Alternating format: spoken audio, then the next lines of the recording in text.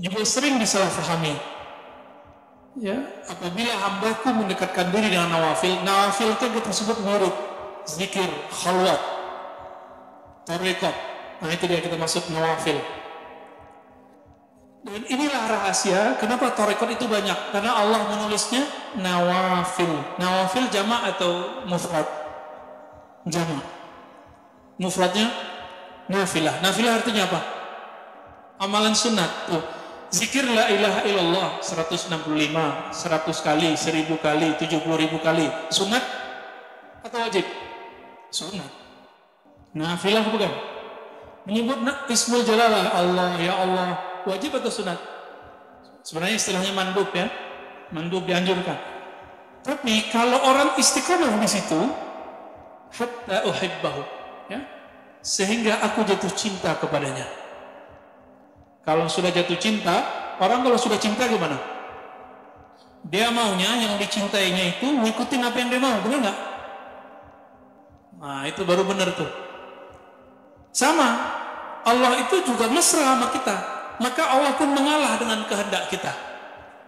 Kalau sudah begitu, baru kalau dia ngomong, kunnya fayakun. Itu makomnya makom ini teman-teman. Makom apa tuh? Makom ketika diganti sifatnya, kalau asma belum. Itu sebabnya orang yang jago zikir, dia baru jago berdoa. Tapi kalau yang sudah diganti sifatnya oleh Allah, apapun terbesit di kalbunya jadi. Itulah Rasulullah, itulah Ahlul Badar, itulah para kutub, itulah para abdal, wali-wali Allah yang tinggi. Nah kalau kita biasanya dikasih ahwal. Antum nggak dikasih makom, ahwal paling-paling. Kadang-kadang suatu saat lagi kepepet, hatinya berbicara, kejadian. Saat itu dipinjam kolbunya jadi kun, lumayan jalan-jalan sesekali. Itu alam rohani tuh. Di mana dia? Di dalam diri kita nggak? Jadi sebenarnya alam-alam tadi, wa fi anfusikum afala tubsirun, ya. Nah, maka dalam beberapa riwayat kita beliau ada fuad, ada lisan, ada yad. Nah, kalau ada lisan itu yang disebut kun tadi. Terus ada hadis yang sahih. Ana jalisun man dzakarani. Aku adalah jalis, apa arti jalis? Teman duduk orang yang menyebutku. Jadi antum kalau sudah berzikir kepada Allah itu udah sama kayak di depan Ka'bah. Tapi jangan salah paham, bukan berarti kita sedang di depan Ka'bah. Nah di sinilah murid-murid kadang salah paham, dikira kalau sudah zikir A udah sama kayak tawaf. Inilah kesalahan beberapa murid-murid yang meriwayatkan kalam Sidi Ahmad Tijani. Ya, Sidi Ahmad Tijani ngomong, sholawat ini sama dengan begini-begini, ya. Tapi sama itu bukan berarti benar-benar di sana gitu.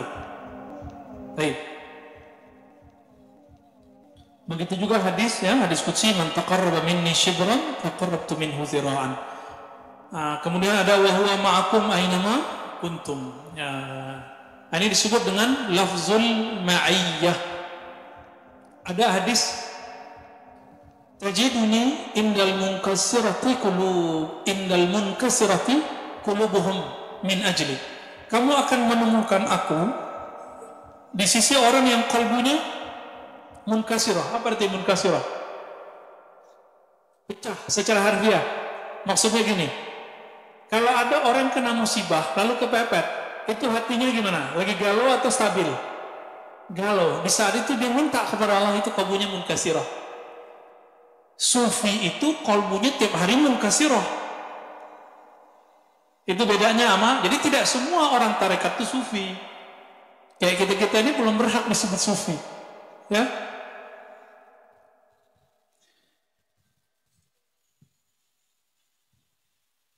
Termasuk juga inni lastu kahadikum inni azillu an rabbi yut'imuni wa yaskini. Jadi satu kali Nabi SAW, kan ada riwayat Nabi itu naruh batu di perutnya menahan lapar, benar ya? Tapi Nabi mengatakan di waktu yang lain, ketika sahabatnya tidak makan, beliau kasih kepada sahabat. Lalu Aisyah bertanya, wahai Rasulullah, bagaimana dengan engkau? Jawaban Nabi, aku diberi minum oleh Allah dan diberi makan di sisi Allah. Itu makan apa tuh? Ah, itu yang sudah antum cobain tuh ya, zikir la ilaha illallah, kenyang.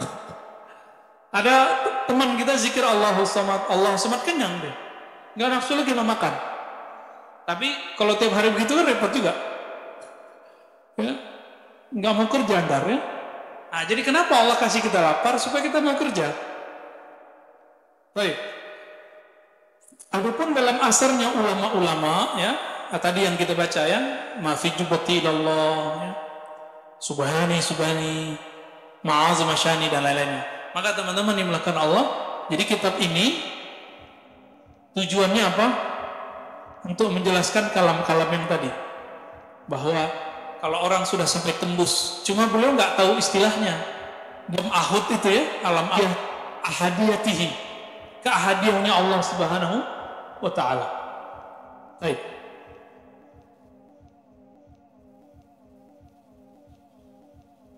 Nah, saya sering cerita mengenai Imam Qudayb Al-Ban.